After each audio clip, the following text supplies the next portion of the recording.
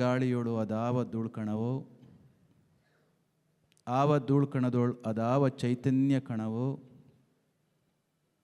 ಜೀವವಿಂತ್ ಅಜ್ಞಾತ ಸೂತ್ರದಾಟದ ಗೊಂಬೆ, ಭಾವಿಸ್ ಆ ಸೂತ್ರಗಳ ಮಂಕುತಿಮ್ಮ ಎಂಬ ಕವಿವಾಣಿಯಂತೆ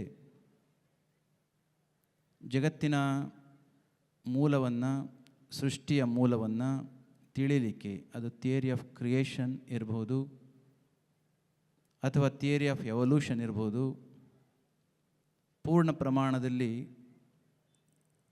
ಇದಮ್ಮಿತ್ತಂ ಅಂತ ಹೇಳ್ತಕ್ಕಂಥ ಯಾವ ಥಿಯರಿಗಳು ಕೂಡ ಸ್ಪಷ್ಟವಾಗಿ ಇದುವರೆಗೂ ಕೂಡ ಅರಿವಿನ ಎತ್ತರಕ್ಕೆ ಹೋಗಿ ಆ ಸ್ಥಿತಿಯನ್ನು ತಿಳಿದವರನ್ನ ಬಿಟ್ಟರೆ ಯಾರಿಗೂ ಕೂಡ ಆಗಿಲ್ಲ. ಅದು ಆಧುನಿಕ ಕಾಲದಲ್ಲಿ ವಿಜ್ಞಾನ ನಭದೆತ್ತರಕ್ಕೆ ಏರ್ತಾ ಇರ್ತಕ್ಕಂಥ ಗಳಿಗೆಯಲ್ಲಿ ನಮ್ಮ ಭಾರತದ ಅದ್ವೈತ ಪರಂಪರೆಯ ಈ ತತ್ವವನ್ನು ಆಧುನಿಕ ವಿದ್ಯೆಯನ್ನು ಪಡೆದು ವಿಜ್ಞಾನ ವಿದ್ಯೆಯನ್ನು ಪಡಿತಾ ಇರ್ತಕ್ಕಂಥ ಯುವಕರಿಗೆ ತಿಳಿಸ್ತಕ್ಕಂಥ ಕೆಲಸ ಅನಿವಾರ್ಯವಾಗಿದೆ. ಇಂತಹ ಕಾರ್ಯಕ್ರಮಗಳು ಹಿಂದೆಗಿಂತಲೂ ಕೂಡ ಇನ್ನು ಮುಂದೆ ಅದರ ಅವಶ್ಯಕತೆ ಜಾಸ್ತಿ ಇದೆ. ಅದಕ್ಕಾಗಿ ವಿಶ್ವಶಾಂತಿಗಾಗಿ ವಿಶ್ವ ವೇದಾಂತ ಪರಿಷತ್ ಈ ಕಾರ್ಯಕ್ರಮ ಆಯೋಜಿಸಿರ್ತಕ್ಕಂತಹದ್ದು ಬಹು ಅರ್ಥಪೂರ್ಣವಾಗಿದೆ ಅಂತ ನಮ್ಮ ಭಾವನೆ ಇದೆ. ಭೂಮಿರಾಪೋ ಅನಲೋ ವಾಯು ಖಂ ಮನೋಬುದ್ಧಿ ಅಹಂಕಾರ ಇತೀಯಂ ಮೇ ಭಿನ್ನ ಪ್ರಕೃತಿರಷ್ಟದ ಅಂತ ಗೀತೆಯಲ್ಲಿ ಶ್ರೀಕೃಷ್ಣ ಪರಮಾತ್ಮ ಹೇಳಿದನು. ಒಂದು ಕಡೆ ಫಿಸಿಕಲ್ ವರ್ಲ್ಡ್ ಭೌತ ವಿಜ್ಞಾನ, ಇನ್ನೊಂದು ಕಡೆ ಮೆಟಾಫಿಸಿಕಲ್ ವರ್ಲ್ಡ್, ಈ ಎರಡರ ಸಮನ್ವಯವನ್ನು ಮಾಡ್ತಕ್ಕಂತಹ ರೀತಿ ಪೂಜ್ಯ ಕೋಡಿಮಠದ ಶ್ರೀಗಳು ಈಗ ತಾನೇ ಹೇಳಿದರು. ಆದಿಚುಂಚನಗಿರಿ ಶ್ರೀಮಠದಲ್ಲಿ ಪ್ರತಿ ವರ್ಷವೂ ಕೂಡ ವಿಜ್ಞಾತಂ ಅಂತ ಒಂದು ಕಾರ್ಯಕ್ರಮವನ್ನು ಮಾಡ್ತೇವೆ. ಅಲ್ಲಿ ವಿಜ್ಞಾನದ ಬಗೆಗೆ, ತಂತ್ರಜ್ಞಾನದ ಬಗೆಗೆ ಮತ್ತು ಜ್ಞಾನದ ಬಗೆಗೆ ತಜ್ಞರನ್ನು ಮತ್ತು ಜ್ಞಾನಿಗಳನ್ನು ಕರೆಸಿ ಇವುಗಳ ಮಧ್ಯೆ ಇರಬಹುದಾಗಿರ್ತಕ್ಕಂಥ ಏಕತೆಯನ್ನು ತಿಳಿಸ್ತಕ್ಕಂಥ, ಅರ್ಥ ಮಾಡ್ಕೊಳ್ತಕ್ಕಂಥ ಕೆಲಸ ಆಗ್ತಾ ಇರ್ತದೆ.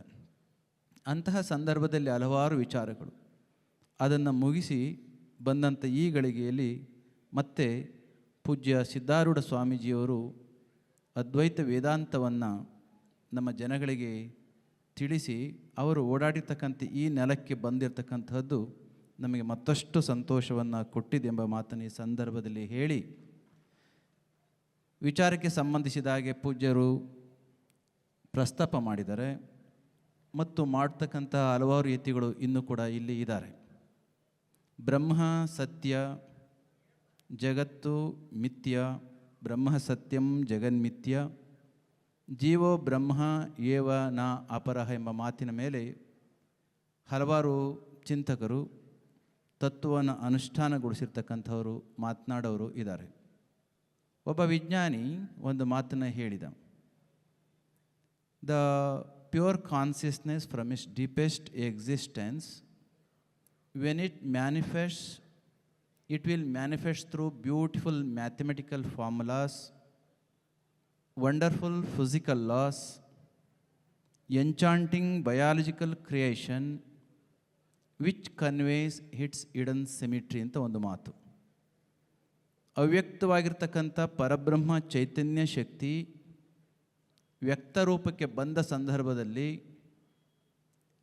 ಏನೆಲ್ಲ ಕಾಣುತ್ತೋ, ಒಂದು ವೇಳೆ ಅದು ಗಣಿತದ ಸೂತ್ರದ ರೂಪದಲ್ಲಿ ಬಂದರೆ, ಗಣಿತದ ಸೂತ್ರದ ಒಳಗೆ ಇರ್ತಕ್ಕಂಥ ಎಸೆನ್ಸು ಆ ಬ್ರಹ್ಮ ಚೈತನ್ಯ ಶಕ್ತಿಯೇ. ವಿಜ್ಞಾನದ ನಿಯಮಗಳ ನಮಗೆ ಕಂಡ್ರೆ ಆ ನಿಯಮಗಳ ಹಿಂದೆ ಇರ್ತಕ್ಕಂಥ ಚೈತನ್ಯ ಶಕ್ತಿಯೂ ಅದೇ. ಬಯಾಲಜಿಕಲ್ ಬಯಾಲಜಿಕಲ್ ಕ್ರಿಯೇಷನ್ ಅಂತ ಹೇಳ್ತಾರೆ.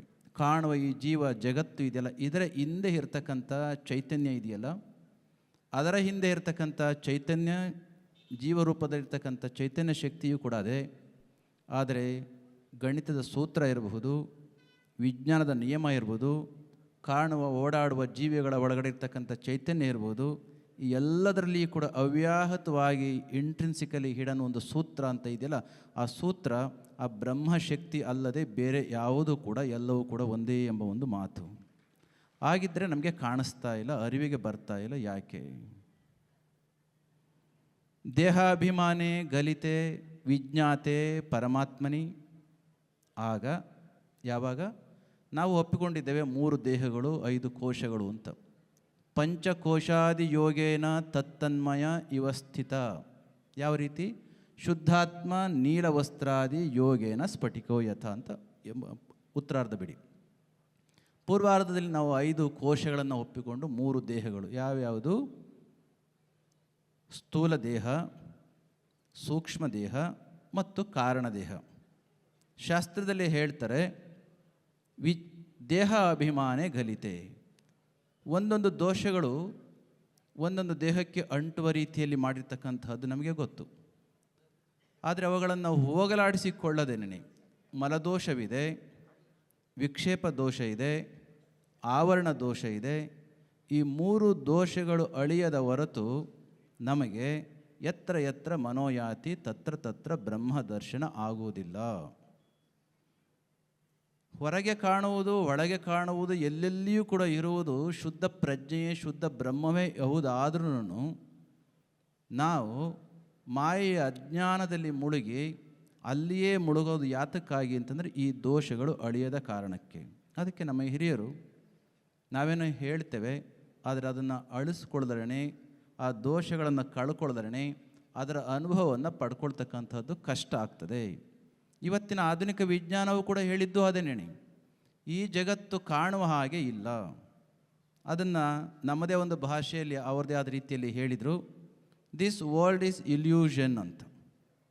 ಅವರು ಹೇಳಿದ್ದೇನು? ಇಲ್ಯೂಷನ್.